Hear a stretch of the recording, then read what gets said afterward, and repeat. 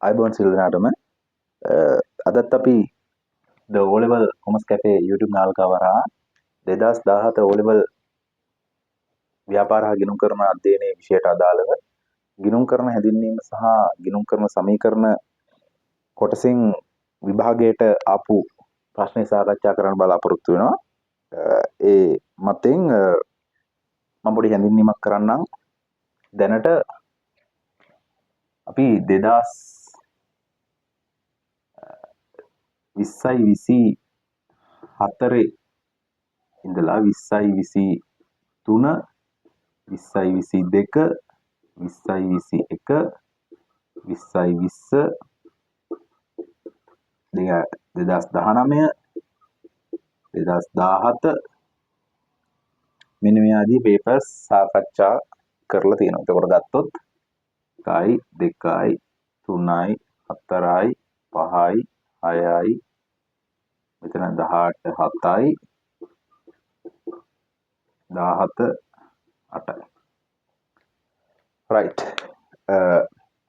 ගිණුම් කරන සමීකරණ මාතෘකාව යටතේ ප්ලේලිස්ට් එකේ ඔයාලට මෙන්න මේ විභාග ප්‍රශ්න ටිකට උත්තර බලා ගන්න පුළුවන්. මම ඇත්තටම 10ක් වගේ ඉන්න තමයි සාකච්ඡා කරන්න බලාපොරොත්තු වෙන්නේ. හැබැයි මම පොඩ්ඩක් වෙනස් කරලා මම පේපර්ස් 8කින් මේ කතන්දරේ නවත්තනවා. නවත්තලා මොකද 2016 තමයි සිලබස් චේන්ජ් එක ආවේ. 17 වෙනකන් කතා කරලා ඊළඟ මාතෘකාවට අදාළව ප්‍රශ්න පත්‍රය සාකච්ඡා කරන්න තමයි බලාපොරොත්තු වෙන්නේ.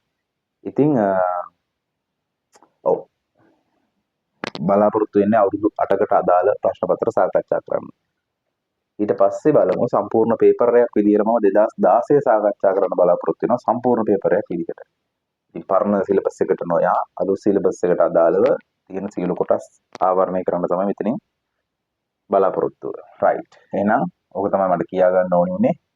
සාකච්ඡා වෙන්නේ මෙන්න මේ 2024 ඉඳලා 2017 වෙනකම් විභාග ප්‍රශ්න. අපි බලමු 2017 ගිණුම් කරන සමීකරණය මොනවද අහලා තියෙන්නේ කියලා. සුපුරුදු පරිදි පස්වෙනි ප්‍රශ්නය තමයි අහන්නේ. අපි බලමු 5 වගකීමක් යනු කුමක්ද? 5 අයන්න. 5 අයන්න වගකීමක් යනු කුමක්ද? වගකීමක් යනු කුමක්ද? මෙහෙමයි දැන් ගිණුම් කරන සමීකරණ කියන පෞද්ගලික ප්‍රශ්න පත්‍ර ටික ගත්තත් ඔය ප්‍රශ්නය කලිනුත් පාස් පේපර් එකක තිබුණා. ඒකෙත් මම මේක සාකච්ඡා කරලා තියෙනවා. රයිට්. එතනින් බලන්නත් පුළුවන්. එතකොට දැන් අපිට මෙතනින් ගන්න තියෙන අයිඩියා එක තමයි පාස් පේපර් කරනකොට තියෙන පාසිය පසුගිය අවුරුදු කීපයක් කරාම ආපු ප්‍රශ්නත් අහු වෙනවා ඉතින්. ඒවම අපව වෙන්නත් පුළුවන්. බලමු වගකීමක් කියන්නේ මොකක්ද කියන්න. මම සුපුරුදු පරිදි මගේ නිර්වචනය මම ගන්න මෙහෙමයි. කාල තුනකට කඩනවා. වර්තමාන කාලය කියලා. අපි දැන් ගෙවන කාලය සයිස් 5. අතීත කාලය අනිත් එක. ඒක අපි ගමු 2020 කියලා. අනාගත කාලය තමයි අනිත් එක. මේක අපිට ඉන්න තියෙන කාලය අපි හිතමු 2026 කියලා. right. දැන් වර්තමාන කාලයේ ව්‍යාපාරවල මූල්‍ය ප්‍රකාශනවල පෙන්නනවා බැංකු ණයක්. බැංකු ණයක් තියෙනවා කියලා ජංගම නොවන වගකීම් යටතේ පෙන්නනවා. දැන් බැංකු ණයක් තියෙනවා ඒක තව ගෙවන්න තියෙනවා කියලා අපි හිතමු රුපියල් ලක්ෂ 3ක්. ලක්ෂ 3ක් තව ගෙවන්න තියෙනවා. දැන් මේ බැංකු ණය අරගෙන තියෙන්නේ 2020. 2020 බැංකු ණය අරගෙන තියෙනවා කියලා අපි හිතමු උදාහරණයක් විදිහට. එතකොට බැංකු ණයක් ගත්තා කියන්නේ ගනුදෙනුවක්. බැංකු ණයක් ගත්තා කියන්නේ ගනුදෙනුවක්. ඒ ගනුදෙනුව කොහෙද සිදු වුනේ? අතීත කාලයේදී. එහෙනම් අපි මෙන්න මෙහෙම ගන්නවා අතීත ගනුදෙනුවක ප්‍රතිඵලයක් ලෙස රයිට්. ඒක නිසානේ අද මේ බැංකු ණයක් තියෙන්නේ. ඊළඟ එක තමයි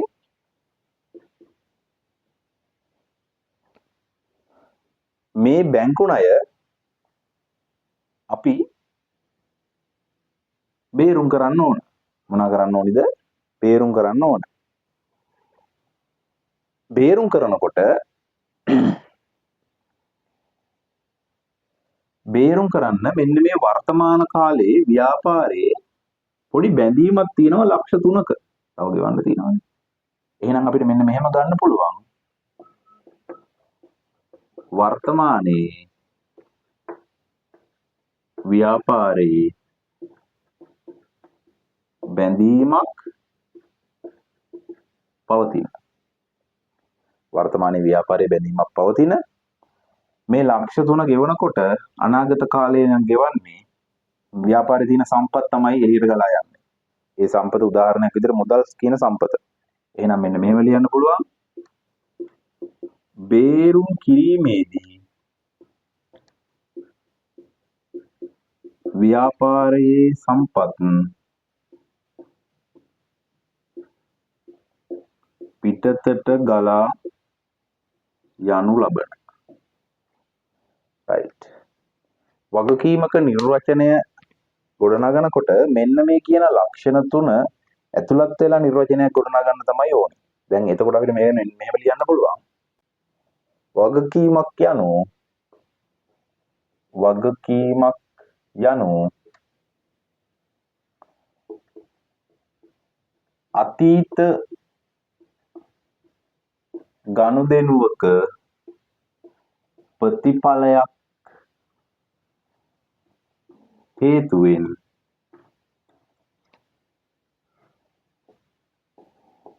වර්තමානයේ ව්‍යාපාරයේ බැඳීමක් පවතින බේරුම් කිරීමේදී ව්‍යාපාරයේ සම්පත් පිටතට ගලා යනු ලබන. දැන් වගකීමක් කියන්නේ ඕන ඔක. එතකොට මෙන්න මේ කාරණාව වගකීමක් කියනකොට ලියවෙන්න ඕන. මේ තියෙන්නේ මම වගකීම පැහැදිලි කරපු එක. මෙන්න මේ ලක්ෂණ තුන එකතු වෙලා ඉවරලා තමයි මෙන්න මේ වගකීම කියන එක හැදෙන්නේ. රයිට්. අපි යන් ඊළඟට. ලෙජරේ දැකිය හැකි ගිණුම් වර්ග දෙකක්. ලෙජරේ දැකිය හැකි ගිණුම් වර්ග දෙකක්.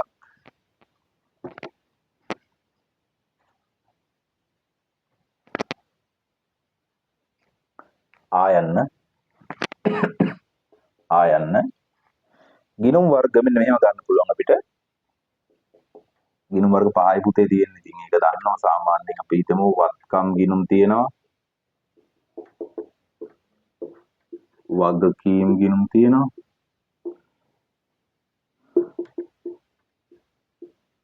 හිමිකම් ගිණුම්.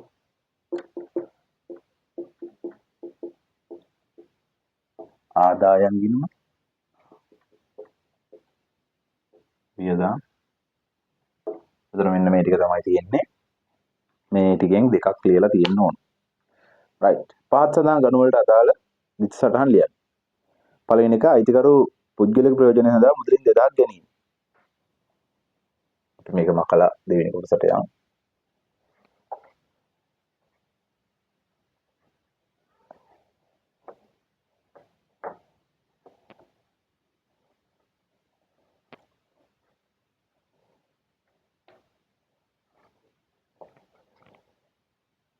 අයිතිකරු පුද්ගලික ප්‍රයෝජනය සඳහා මුදලින් රුපියල් 2000ක් ගැනීම. මෙහෙමයි මේකට අදාළ විත් සටහන අහන්නේ.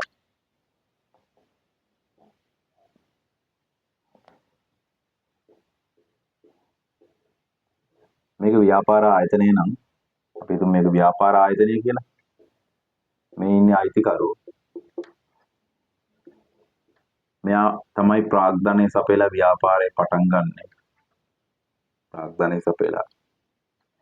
එතකොට අයිතිකරුට පුළුවන් එයාගේ ව්‍යාපාරය නිසා මේ ව්‍යාපාරයෙන් එක්කෝ භාණ්ඩ ආපසු ගන්න. එහෙම නැත්නම් මුදල් ආපසු ගන්න. ඒවට කියනවා ගැනිලි කියලා. ගැනිලි කියන්නේ ඇත්තටම හිමිකම අපි හිතමු අඩු වීම. හිමිකම අඩු වෙනවා. ඔව් ඒක වියදමක් විදිහට තමයි එන්නේ. හිමිකම අඩු වීම. හිමිකම අඩු වීම හර. එහෙනම් ගැනිලි ගිණුම හර. ගැනිලි ගිණුම හර රුපියල් 2000යි. අරන් තියෙන්නේ මුදලින්. භාණ්ඩ නෙවෙයි අරන් තියෙන්නේ මුදල් අරන් තියෙන්නේ. මුදල් ගත්තට පස්සේ ව්‍යාපාරයේ තියෙන මුදල් අඩු වෙනවා. මුදල් කියන්නේ වත්කමක්. වත්කම් අඩු වීම බැර. එහෙනම් මුදල් ගිණුම බැර රුපියල් 2000. මේක තමයි දෙවෙනි 28. සෝරි පළවෙනි 28. ඊළඟෙන් අහන්නේ ව්‍යාපාරයේ ප්‍රයෝජනය සඳහා ඔටෝ ට්‍රේඩර්ස් විසින් රුපියල් ලක්ෂ 5ක් වටිනා මෝටර රථයක් ණයට ගැනීම. රයිට්. සාමාන්‍යයෙන් අපි නැවත විකිණීමේ පරමාර්ථයෙන් ණයට ගැනීම අපි දාන්නේ ගැනුම් ජර්නලේ. දැන් මේ ගනුදෙනු සිද්ධ වෙලා තින්නේ ව්‍යාපාරයේ ප්‍රයෝජනය සඳහා. ව්‍යාපාරයේ ප්‍රයෝජනය සඳහා අරන් තියෙන්නේ. නැවත විකුණන්න නෙවෙයි. එතකොට ව්‍යාපාරයේ ප්‍රයෝජනය සඳහා ගන්න ඕන අපිට ගැනුම් ජර්නලේ දාන්න බෑ. මේකත් අරන් තියෙන්නේ ණයට. මොනවද අරන් තියෙන්නේ? මෝටර රථයක් අරන් තියෙන්නේ. ණයට මෝටර රථයක්.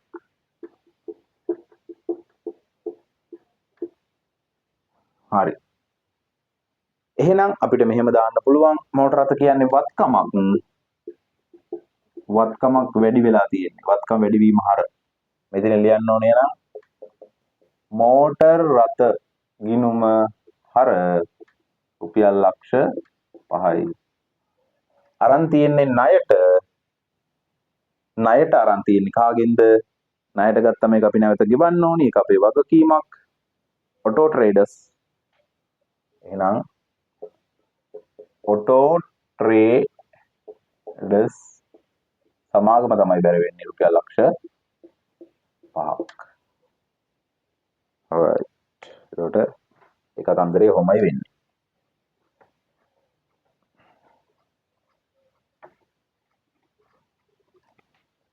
ඊළඟ එකේ තියෙන්නේ ව්‍යාපාරයක 2017 1 දිනට පැවති වත්කම් වගකීම් හිමිකම් ශේෂ සහ ජනවාරි මාසයේ පළමු සතිය තුළදී සිදු වූ ගනුදෙනු ගිණුම් කරන සමීකරණ යටතේ සටහන් කර තිබූ ආකාරය පහත දැක්වේ. right. දැන් එතකොට අපිට සමීකරණයක් දීලා තියෙනවා. ඒකේ සටහන් වෙච්ච ආකාරයක් තියෙනවා. මේකේ ගනුදෙනු ලියන්න කියලා කියන්නේ මම ටක් ගාලා මේක දාගෙන ඉන්නම් බෝඩ් එකට. ඒ මොනොත් ඉන්නේ ඉසි මේක මකලා අපි බෝඩ් එකට දාගමු.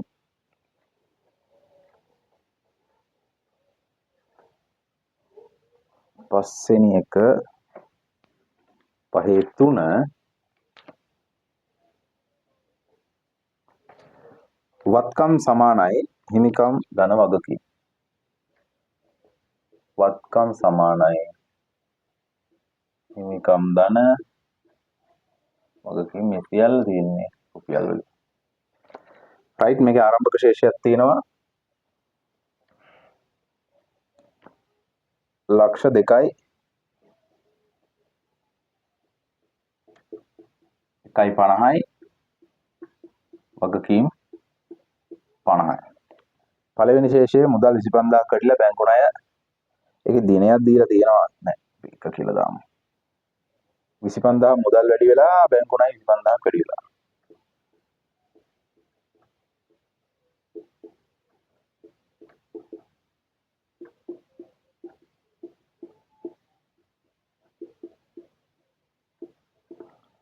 right. දෙවෙනි එක බඩු තොගේ 10000ක් අඩු වෙලා ණය ගැතිය 15000ක් වැඩි වෙලා. බඩු තොගය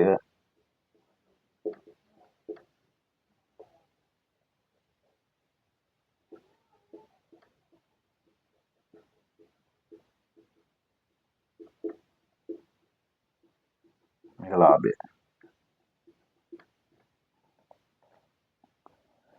මුදල් 7000ක් අඩු වෙලා කඩකුලී කියන වියදම තමයි ඇවිල්ලා තියෙන්නේ. මුදල් 7000ක් අඩු වෙලා තියෙනවා. ඒක මුදල් කියමු. මේක කඩකුලී. මුදල් 6000ක් අඩු වෙලා ණය හිමියෝ 6000ක් අඩු වෙනවා. මුදල් අඩු වෙලා තියෙනවා 6000ක්. ඒක මුදල්. ණය හිමියෝ අඩු වෙලා තියෙනවා 6000ක්. right. ඔය ටික තමයි දීලා තියෙන්නේ. ගනුදෙනු අගයන් සහිතව ලිවීම. දැන් මම මෙන්න මෙහෙම කරන් යන්නම් මේ වැඩේ. මේ තියෙන ඉස්සරහෙන් ගනුදෙනු ලියන්න. ලේසි. right.